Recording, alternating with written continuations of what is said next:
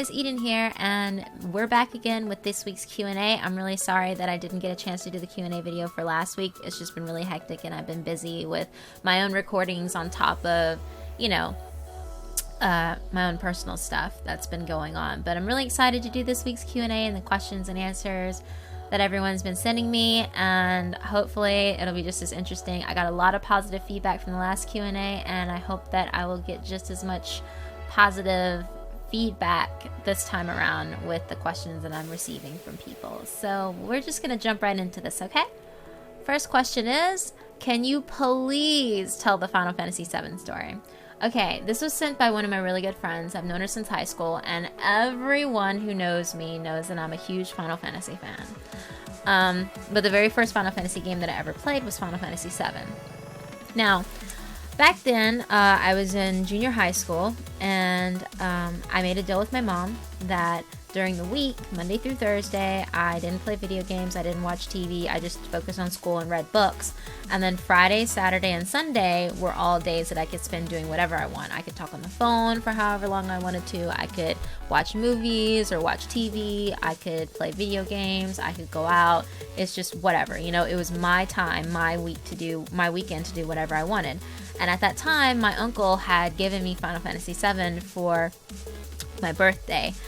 And so I had been playing it for about 6 months. 6 months worth of weekends, guys. 6 months worth of weekends. Now, think about this. 6 months worth of weekends, I'd put at least 60, 70 hours into this game. Easy. I had gotten all the materia. I had mastered all the materia. I had, gotten everyone's limit breaks, all their ultimate weapons, everything that you could possibly get. I even got Knights of the Round, which involves you having to breed a golden chocobo to get to the island to go fetch Knights of the Round. Like, this is some serious stuff. And the last part of the game, I just picked up my own little save point and getting ready to fight Sephiroth down in the crater. And I was like, okay, I'm at this point, I'm going to stop, and I'm going to beat the boss next weekend. So I come home, I'm super excited, so stoked about all this. I got home a little late from school because I had some after practice stuff, and my dad was home already, and he was clearing some stuff out on his memory card. Now, back in the day, they used to make these memory cards that had 700 something blocks on them, or 400 something blocks. Everyone knows what those were. Standard memory cards back then only had 15 blocks. So he had his memory card, the 400 something block one, stuck inside of the second player port, and my memory card was in the first player port. Now, he moved the card he switched the card ports, basically. And when he switched the card ports, he was going through and switching through the pages on the memory card to delete the stuff that was on his memory card, and a glitch happened.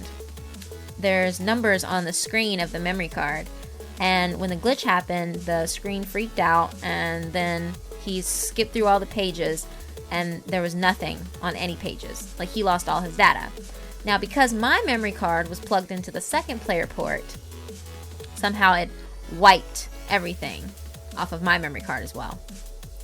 So, I get home, I'm excited, I'm super happy, and my dad comes out, and he says, baby? I said, yeah, Dad? Not really thinking anything about it. And he goes, so I have something to tell you. That multi-memory block, memory card I have, right? And I was like, yeah, still happy, not thinking anything. He goes, well, something happened to it, and it glitched, and it erased everything on the memory card. I was like, oh, Dad, I'm so sorry. Like, you didn't have anything super important on there, right? Just your football stuff, or your, you don't have your Siphon Filter stuff on there, because my dad's a gamer too. And he goes, no, well, I mean, it's no big deal that I lost my stuff, but somehow the glitch went through, and it erased everything on your memory card too. I just look at him and stare, and just for, I swear it must have been like 2 minutes of me just staring at him. I could not believe what was coming out of his mouth. And then I have a completely stoic look on my face, and instead of screaming and getting angry and crying or whatever, I just look at him and go, you are not my father, for 2 weeks. and I turn and I walk away. I turn and I walk away, and I go into my room and I go put on anime, because at this point I'm just like, nope, I'm gonna have to start Final Fantasy VII over again. There's no freaking way I'm doing this. 6 months worth of weekends, guys, that I was playing this game and getting everything that you could possibly get in the game and beating the crap out of it so I can go beat Sephiroth. And now I can't do it because my game was erased. So I just go in my room and I put on some anime and I cry for a little bit because I'm really mad. But then I get over it. And for another 6 months, I didn't play Final Fantasy VII again because I wanted to completely put the game out of my head. Every time I thought about that game, I would get angry. So I just absolutely refused to deal with it and moved on. And then 6 months later, I pick up the game again. It's fresh, it's new to me, and therefore it's fun for me again. And then I beat the game 4 months later this time, because the whole, like, at that point it was 4 months later, and it was the start of summer vacation, so it didn't take me long to beat it after that because I didn't have school, so I could stay up all day, all night for days on end. No big deal. And yeah, so that's the Final Fantasy story that everyone always wants to know about whenever I tell the story. So, and that's the story. All right, the next question is, do you play tabletop games? Yes, I do. I used to play Dungeons and Dragons a lot back when it was the version 2.0. And then I got introduced to 3.5 when I was back in college, and I really loved it. And I don't really mind 4th ed or 5th ed edition, or 5th ed of Dungeons and Dragons. I also played Pathfinder. I also did a lot of old WoD, new WoD, Vampire the Masquerade, Werewolves. And I did Scion. I did Scion a lot. Just stuff like that. I haven't done any tabletop games recently, except when I was in OMGA, or the Ole Miss Gamers Association, where we would meet every Wednesday and we would play games, and different types of games. Play card games, board games. We would do D&D sessions, just like one quick, like, short run through of stuff. But yes, I do play tabletop games, and while I'm a big time console and PC gamer, I do enjoy playing Risk and other different types of games like that every once in a while. It just creates a good close atmosphere for people, and it's just fun, and I recommend it to anyone who isn't a big tabletop game person. Just get together with some friends and play Munchkin, or play Risk or Shadows over Camelot. Do that stuff. It's awesome. It brings people closer together. Alright, who are your top 3 most attractive people for both male and female? Oh man, this is really hard. If I were to think of the 3 most attractive people as far as women goes, I think that Angelina Jolie is just beautiful. Like, she is just gorgeous to me. Even at her age right now, she's still so lovely and so elegant, and she's such a philanthropist, and that helps me, like, that just enhances her beauty to me in general. But I think she's gorgeous.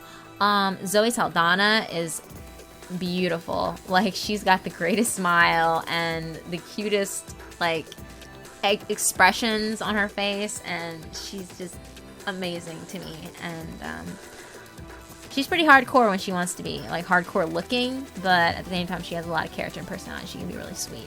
And Mila Kunis is another person that I think is very attractive for a female. I love that I love her eyes. Her eyes are very different. No one really knows if they're hazel green, hazel brown, hazel blue. Like, there's all kinds of different colors culminating in her eyes are very attractive. I'm an eye person. I can't help it. I love eye colors. As for men, I think that Josh Hartnett is a very attractive man. I don't know. If people were to ask me what is it about him that is attractive, I couldn't really say, although I would say that partiality goes with the fact that I use him as a model for one of my characters in my story that I'm writing with my friend Kyo. But I've always thought that he was good looking to me when I first saw him in The Faculty, and then after that, it's just, I can't really say that there isn't a movie I've seen him in that I didn't think, oh wow, he's hot. Miyavi, he's a J-rock singer. guitarist, and I think he's very attractive, both with his piercings and without his piercings. He's just got this really dynamic style that I love, and he's just so off the wall and out there, and I can't really say anything negative about him in that regard. And then I also think that, oh man, well, it's kind of a tie, really, for the last one. But I think this is really funny. But I have a tie between Tom Hiddleston and Benedict Cumberbatch. Like, I think they're both really good-looking people. But I guess I would have to go with Tom Hiddleston. But I don't know, because they're both just really good-looking men, and they have these great accents, and they're just so funny, but they have, like, such quirky personalities. I don't know. Can I just say that they both kind of tie and make them one person? Can I make them one person? That works, right? Okay. We'll just go with that and be done with it. All right, next question. How do you determine which games to record? Really, it just depends on what I feel like playing. I like to play games that not a lot of people play, or at least do Let's Plays of, and games that aren't very well known. And games that are very well known, I kind of stay away from those because I'm essentially fighting for attention on the internet based on what people are recording. But the whole point of my channel is to introduce people to games that they haven't really played before, or games that are really good games but didn't get a lot of good PR. Like, my current solo project right now is Remember Me, and after I get done doing this, I'm gonna go record some of that. But it's just, it wasn't a very well-known game, and it wasn't very well received, and I hate that because it's such a great game. It's so beautiful. The graphics are great, the story's great, the voice acting is amazing. You know, the game mechanics are flawless. Like, seriously, if you don't pick up on games very fast and you have a hard time, like, with the mechanics, like, I know some people who do Call of Duty and who do Counter-Strike. It's just a very heavy set game, and you have to know what you're doing. You know, you have to line up your sights and do all this stuff, and, you know, possibly press like 5 buttons at once in order to get something done.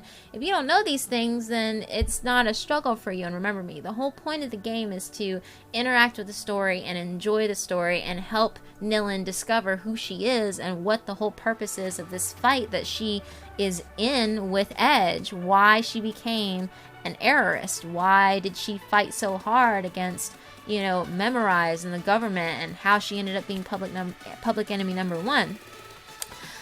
And, you know, in the future, I'm going to be doing some horror games, but I'm going to start off very, because I'm a pansy when it comes to horror games.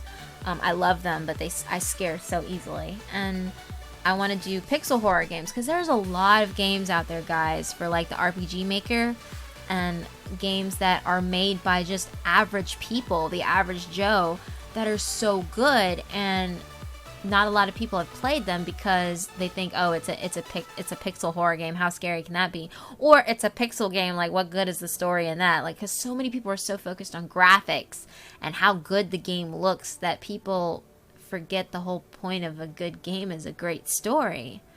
And that's what I want to deliver to people, is a good story. It also depends on how much time I have to devote into the game. My recording schedule usually consists of me recording for, you know, about an hour or 2, and then I go in and split the recordings up into episodes. So if I record for like 2 hours, then I go in and chop out a lot of the excess stuff that isn't really needed. I cut my deaths in half if I'm dying, like in Remember Me, and press on from there. So that's usually how I end up splitting the episodes into pieces versus going into segments. But that's easier in Left 4 Dead 2 when I just do it by safe rooms. Alright, next question is, how many times will you record something that never gets released? Never. I will never record anything that will never get released, just because I feel like it would just be a waste of time for me to record something and then not put it out. Like, I may re-record something, I may re-record an intro, I may restart something if something bugs out while I'm recording, but I will never ever not record something that I don't ever plan on showing to the public, because that, or showing to people on my channel, just because it's content that I want people to see, and I want my fans, the few numbers that I do have, I want my subbers to get to know me and to enjoy my games and to enjoy me as a Let's Player. That's what I want from them, and that's what I want them to know me and to know more about me, and that's what these Q&As are for. Like, I want you guys to ask me questions, and then so you guys can know more about me and who I am and how I think and what kind of games I like to play, and I want to be able to return it back and give it back to you. What games would you like to see me play? That sort of thing. Alright, what games do you have slotted already for future recordings? Like I said, I plan on doing a pixel horror, specifically Nira Oni. I do plan on recording that and putting that out for you guys. I'm in the current works of recording Fear 3 with my friend Kat, who is also in a lot of my Left 4 Dead 2 playthroughs of things. And I plan on recording... well, I do plan on recording Tales of the Borderlands, the first couple of episodes of those that will be released. And I will also be recording myself playing The Walking Dead and The Walking Dead second season and A Wolf Among Us. But those will all be later when I have time to sit there to devote to do that. I also plan on recording the first episode of Life is Strange, because that's a really good game. And it's another choice-based game. And there are a few other small-time indie games that I plan on recording, like... Inversion and eggs. I think it's called. Oh, but I forget the name. But basically, it's like a sci-fi punk post-apocalyptic version of, you know, The Journey to the West. When I can think of the name, I'll tell you. Matter of fact, I'll just load up. Yeah, okay. It's called Enslaved: Odyssey to the West, and it's a really good game. Well, I mean, from what I've seen, it looks interesting, and I don't think it got a lot of PR as well, and it looks fun. I just like to play games that look fun, and if you like it, awesome, you get to watch me play it. If you don't like it, then you don't have to go and get it. I saved you the trouble. There you go. But I do plan on putting more horror on my channel, some more adventure games, and Bioshock and Bioshock Infinite are definitely going to be games that will be on my channel as well in the future, so get ready for those, for all you story mindfuck people that enjoy that. And I may record myself doing either Amnesia or Slender the Arrival. I don't know yet. It's the jury's out on that. But I will play Outlast at some point, just because a lot of people are like, play Outlast because it's scary. Oh, so I will go through the hell again for you guys, and do the DLC Whistleblower as well. And of course, Resident Evil. I plan on doing Resident Evil 5 with my friend Brad, and recording that. I'm currently streaming that with my friend Alex over on his channel, which I will put a link down in the description for you guys. Alright. How long have you been watching anime, and what was the first anime that you ever watched? I've been watching anime my whole life. No joke. I tell this joke all the time, but it's actually pretty serious. I've been watching anime for a long time, since before I was born. And that's because my mom is an anime fan, and she watched Kimba the White Lion when she was pregnant with me. And after I started watching anime for seriously, it was Kimba the White Lion and Astro Boy and Silverhawks and Starzinger were animes that I watched the most when I was a baby.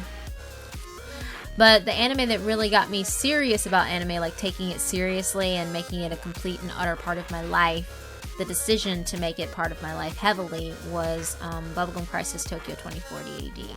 And that was back when it was ADV Studios, licensed and launched by ADV Studios.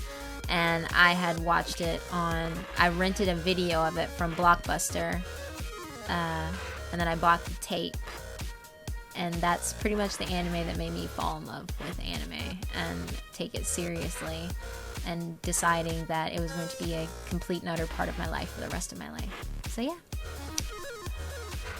Alright, next question is, what's your usual schedule for recording? My usual schedule for recording is I record in the evening. I record and edit in the evening, so it depends. Like, if I decide to record for that night, then I will edit that night. But usually I record 2 or 3 different sets of recordings, and then I edit previous stuff and then get to what I recorded that night later, if I'm just sitting on footage, which is currently what's going on right now because of so many other obligations that I have, is I'm just sitting on footage, sadly. But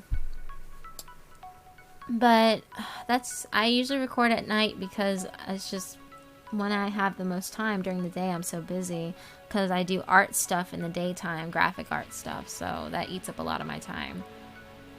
So when I usually take breaks, I usually do like a speedrunner thing or whatever with my friends, and just to kind of unwind before going back to doing my artwork. And then usually between 4 and until like 7, 8, 9, 10 o'clock at night is when I'm recording. So that's usually my schedule. Alright, when you were younger, what did you consider the most frightening scene, and what did you consider the most kick-ass scene in Parasite Eve? When I was younger, the most frightening scene for me was when you go down after you beat Eve on the stairwell, when she still looks like Eve in her red gown and she hasn't transformed or whatever. The rat. Like when the mouse turns into that ugly thing, the first thing you actually, like the second thing you actually fight in the game. When that rat, like, shows up, that's the most frightening scene that I remember for me, just because like it's freaking flesh, it's peeling back off its face, and he's like, his eyes are coming out and it's all jelly looking, and his feet are, it's just nasty, and it's just gross, and I hate it. But to this day it still kind of creeps me out because he makes like this weird alien monster sound, like this little tiny mouse, and it freaks me out every time. It's just gross. Like thinking about it just makes me sick. The most kick-ass scene for me in Parasite Eve from back in the day was the scene where you're playing as Aya, well, you're playing as Aya regardless of the game, but it's the scene where Aya is fighting, well, it's the scene where Aya, like, finds Eve, and she finds her pregnant, like, impregnated downstairs, and she's got the gun to her, and like Eve is just pointing at her and laughing, and you see all this other stuff happening, and then you see other people, you know, transforming into these like jelly type monsters, and it's just gross. But it's a scene where Aya first runs up on Eve after she's become impregnated down in the museum. Yeah, that one. The second kick-ass scene is when she blows up the boat at the end of the movie, or at the end of the game. But that's, you know, that's it. That is what it is. That's just a badass scene altogether. Okay. And I think that might be all for this Q&A. Yeah, I think that's it. I think I've hit all the questions. So yeah, that's it for this week's Q&A, guys. If you have any more questions, please feel free to submit them to me in my YouTube inbox. For all of you people who are following me on Twitter, please send me a message or notify me, send me an @message, just tag me in a question, and I will get to it as soon as I can for next week's Q&A.